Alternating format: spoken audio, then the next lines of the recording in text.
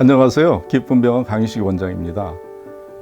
미국 FDA에서 수차례 부작용을 경고한 인공망이 자가 면역 질환을 일으킬 수도 있다는 연구 결과가 나왔습니다. 캐나다의 엘버타 의과대학 류마티스 전문 의사인 코헨 터버트 박사는 탈장 수술에 쓰는 플라스틱 인공망이 자가 면역 질환을 일으킬 가능성이 있다는 연구 결과를 발표했습니다. 터버트 박사에 의하면 인체에 삽입된 이 물질이 자가 면역 질환을 일으키는 현상은 이미 유방 성형에 사용되는 실리콘에서 확인이 됐다고 합니다. 이 물질이 삽입되면 이를 제거하기 위해 몸의 면역 시스템이 극도로 활성화됩니다.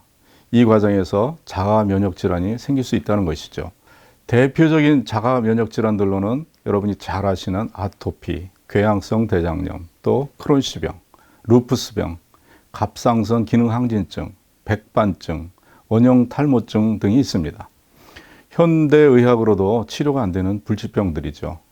이런 골치 아픈 병들이 플라스틱 인공망으로 인해 유발될 가능성이 있다는 것은 아주 매우 심각한 일입니다. 인공망으로 인한 만성 통증도 급격히 늘어나고 있습니다.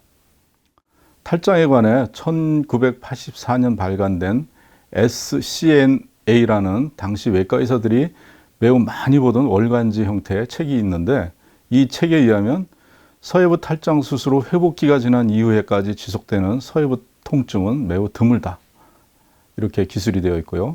만일 그런 통증이 발생한다면 환자는 그 통증이 혹시 재발이 때문이 아닌가 하는 염려 때문에 반드시 병원에 와서 재진을 받는다라고 서술이 되어 있습니다.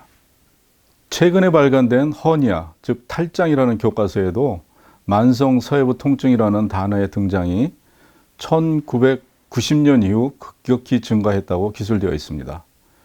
1990년은 인공망 탈장 수술이 확산되기 시작한 때로, 이때를 기점으로 만성 서해부 통증에 대한 서술이 급증했다는 것이 어떤 의미인지 알 수 있을 것입니다. 미국에서는 현재 인공망 삽입에 대한 부작용으로 수천 건이 넘는 소송이 진행되고 있습니다.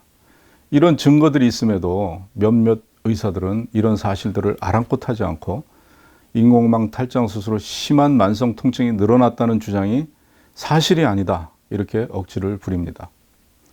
하지만 아무리 따져봐도 인공망 탈장 수술은 환자의 편의보다 의사의 편의를 우선시한 탈장 수술법이라는 생각을 지울 수 없습니다.